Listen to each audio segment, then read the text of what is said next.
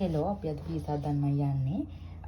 අපි පීසා හදන්න කලින් ඊස්ට් එක හදාගෙන ඉන්න ඕනේ. ඒකට අපි දැන් සීනි තේ හැඳි එකකට ඊස්ට් තේ හැඳි එකක් දාලා මද රස්නේ වුණු වතුරින් මිශ්‍ර කරලා අපි කියන්න ඕනේ මේ ඊස්ට් එක ඇත්තටම ඇක්ටිව්ද නැද්ද කියලා දැනගන්න. අපි යූස් කරපු ඊස්ට් එක තමයි මෙන්න මේ ඉන්ස්ටන්ට් ඊස්ට් එක.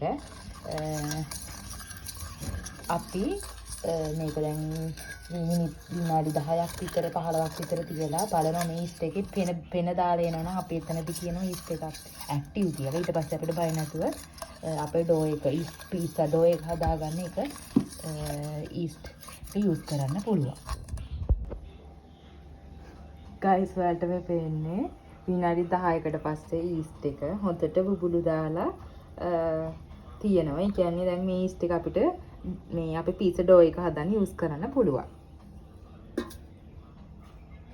මේ තියෙන්නේ අපි ගත්ත දැන් පීසා ඩෝ එක හදන්න අපි හදන්නේ. අපි ඒකට ගත්තා පාම් පිටි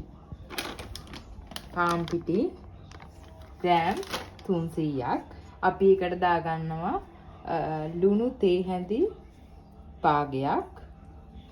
ඊට අමතරව අපි ගන්නවා ඇස්ට්‍රා මාගරින් එකකින් මේස හැඳි එකක්.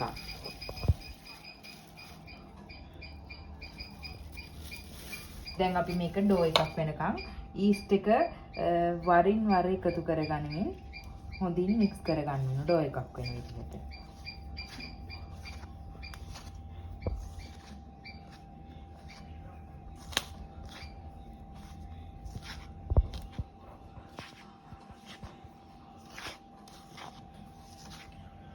අපි දැන් ඊස්ට් මිශ්‍රණය වරින් වර එකතු කරගෙන හොඳින් මික්ස් කරගන්නවා.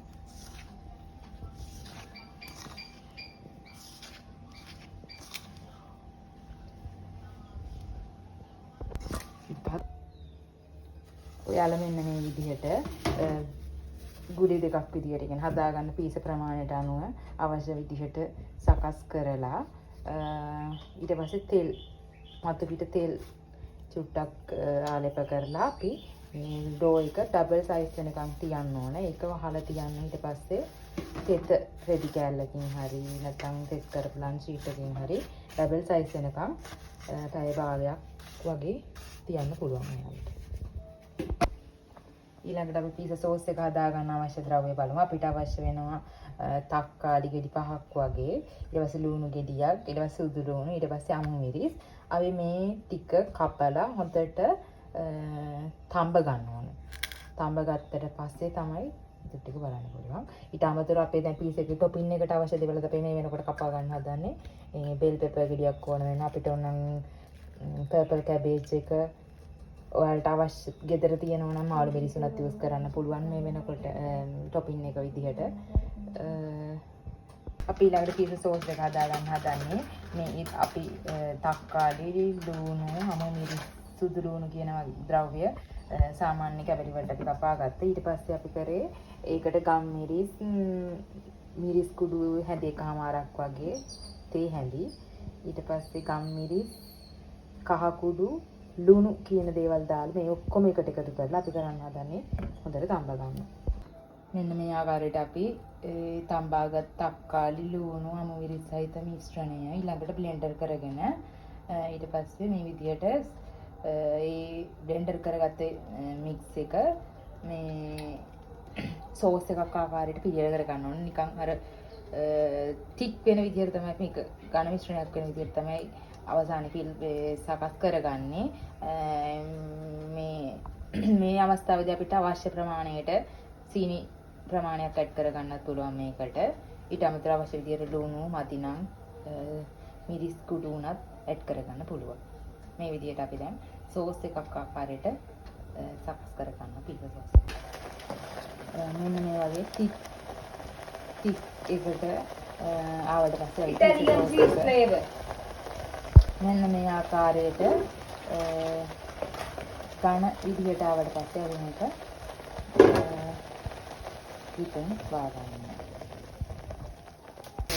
ඊළඟට අපිට අවශ්‍ය වෙන මීට් වර්ගය අපි එක පින්නකට සකස් කරගන්න ඕන. ඒකට මම අද ගත්තේ චිකන්.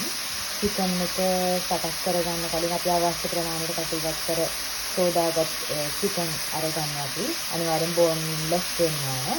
ඊට පස්සේ කපාගත්ත චිකන් එකට අවශ්‍ය ප්‍රමාණයට ලුණු, මිරිස් කුඩු, ගම්බිරි සහ දහි එකතු කරලා පොඩ්ඩක් පදම් වෙන්න තියලා ඊට පස්සේ තමයි අපි අවශ්‍ය විදිහට බදගන්නේ. ඊළඟට අපි පීසා ඩෝ එක දැන් ඩබල් සයිස් වෙලා තියෙන පීසා ඩෝ එක අපි මේකේ තමයි බේකින් ට්‍රේ එකේ තමයි අපි අතුර ගන්න. මේ විදිහට අපි බේකින් පේපර් හරි නැත්නම් ඒ වගේ කොලයක් දාලා අපි බටර් ටිකක් ඇප්ලයි කරලා බේකින් ප්ලේට් එක සකස් කරගන්න.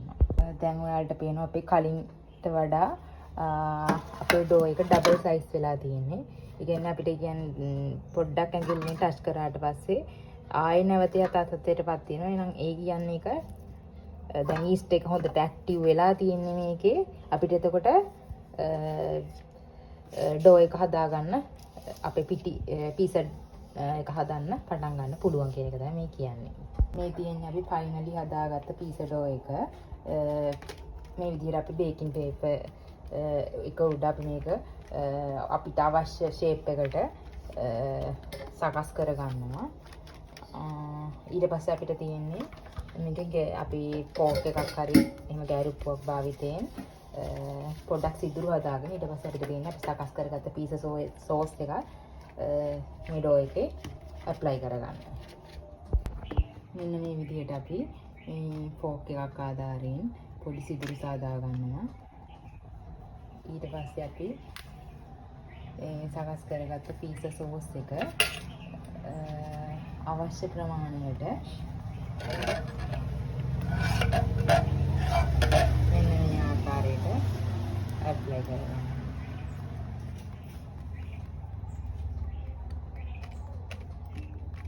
වටේම ඊට කලින් අපි oven එක ප්‍රීහීට් කරගන්න ඕන. සාමාන්‍ය විනාඩි 10ක් වගේ සෙන්ටිග්‍රේඩ් ටෙම්පරේචර් 130ක වගේ උෂ්ණත්වයකට තියලා ප්‍රීහීට් කරගන්න. ඊළඟට අපේ ටොපින් එකට අවශ්‍ය වෙන දේවල් තමයි මේ අර කැප්සිකම් ගෙඩිය සහ පර්පල් කැබේජ් එක අපි අවශ්‍ය හැඩයට කපා ගත්තා. ඊට පස්සේ අපි මේකට ගන්න ඕන චීස් එක අනිවාර්යෙන් හදන්න ගන්න ඕන චීස් වර්ගය තමයි මොසරෙල්ලා චීස් එක. මම නම් ගත්තේ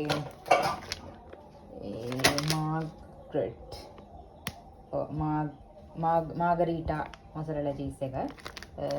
ඔයාලට ඕනනම් කොත්මලේ බ්‍රෑන්ඩ් එකේ මොසරෙල්ලා එකක් තියෙනවා. ඔයාලට අවශ්‍ය විදිහට අරගෙන මෙන්න මේ විදිහට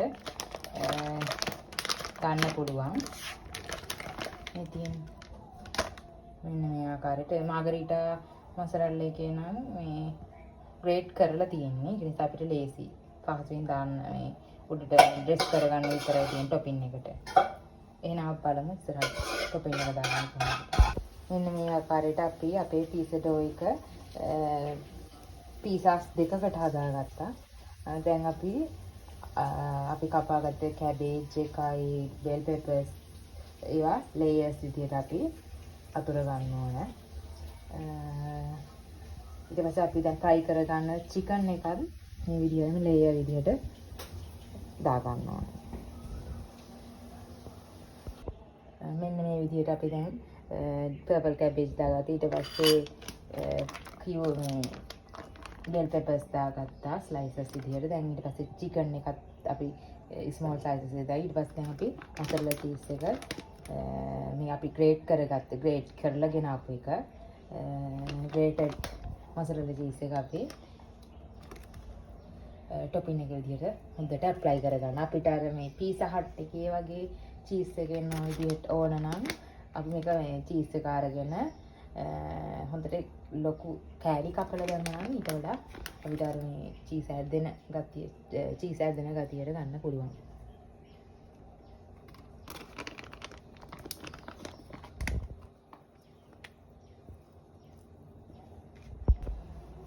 හායි මේ තියෙන අපේ ෆයිනල් පීස් එක. ඔන්න ඔය විදිහට තමයි අන්තිමට මේක පේන්නේ. චීස් ටික හොඳට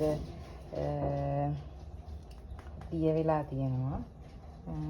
ඔයාලත් මේ රෙසිපිය try කරලා මට කමෙන්ට් එකක් දාන්න මොකක්ද කියලා තත්ත්වේ. එහෙනම් අපි ගිහින් ඉන්න. ඔයාලමටම සුබ දවසක්.